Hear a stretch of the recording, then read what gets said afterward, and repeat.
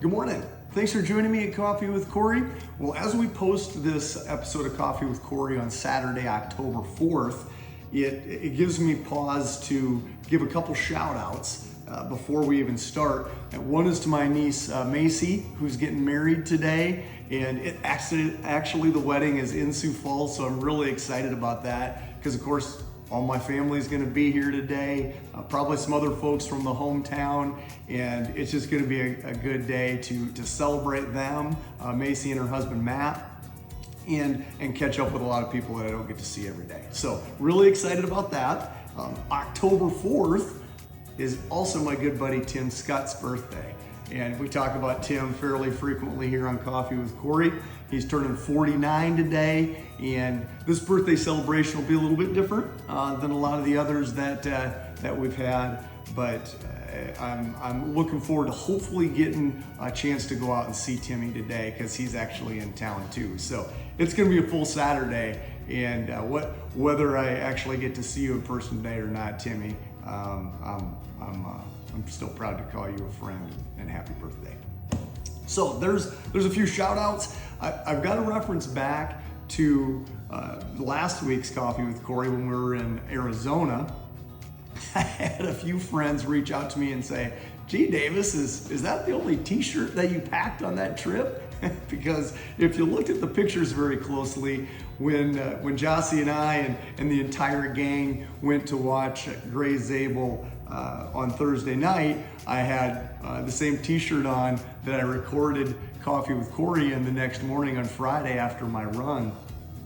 And it is one of my favorite t-shirts. The night before, or when we went to the Seahawks game, I primarily wore it because it kind of ties in a little bit with the Seahawks colors. And as much as I love watching Gray Zabel play for the Seahawks, not necessarily a Seahawks fan, so I wasn't going to go out and buy a Seahawks jersey or t-shirt to wear to the game. So therefore, my Dakota Distance Project shirt was the shirt of choice. And as I mentioned, it is one of my favorite shirts. I got to give a shout out to my buddy Eric, who owns and runs Dakota Distance Project. That's his business. And he's a pretty fine shirt maker too, because he's given me two other t-shirts promoting his company, and they are also t-shirts that I wear fairly frequently.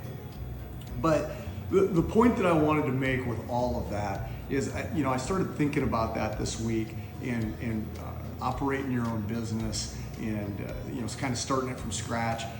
And it took me to a couple social media things that I've seen here over the course of the last couple months.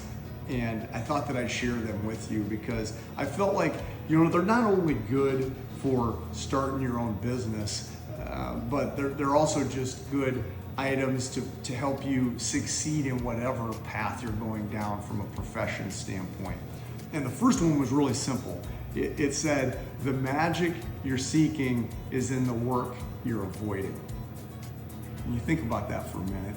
I talk to specifically my kids, but a lot of younger people that are getting started in the workforce about that all the time.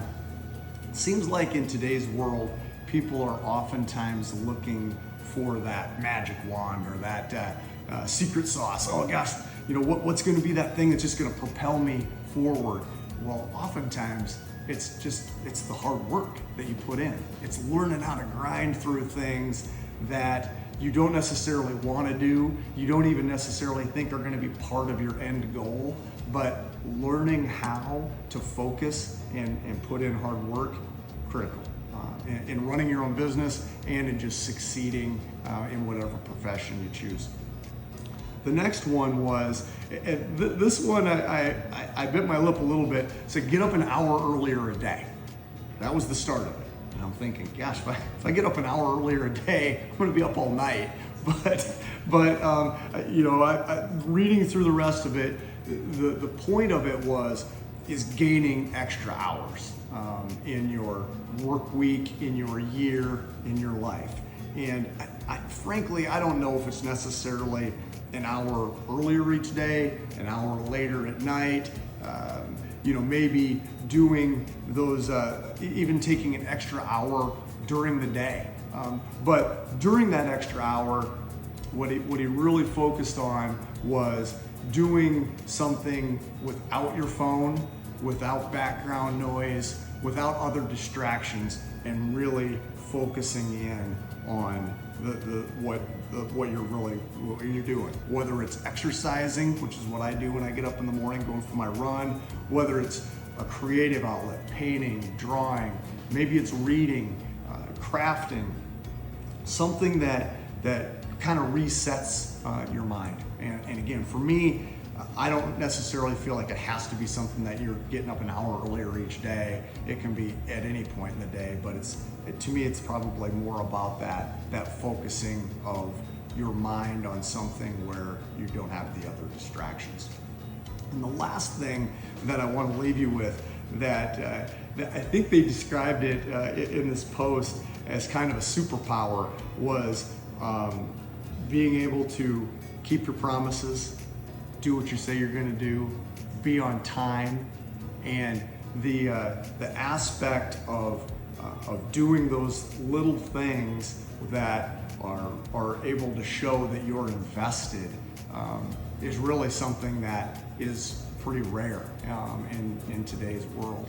And so, it did kind of, it made me think about things, gosh, can I return some of my phone calls more quickly?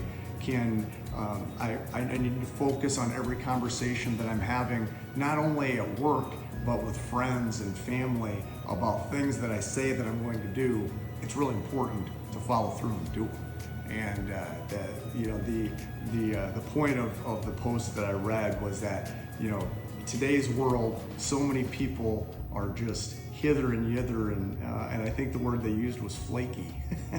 That so many people are not focused on the things that they say they're going to do, that if you do them and you do them consistently, then it helps set you apart. So those are the few things that I really wanted to touch on, and I hope they'll bring you success in the coming days, weeks, and months, and I hope you'll join me again next week at Coffee with Kory.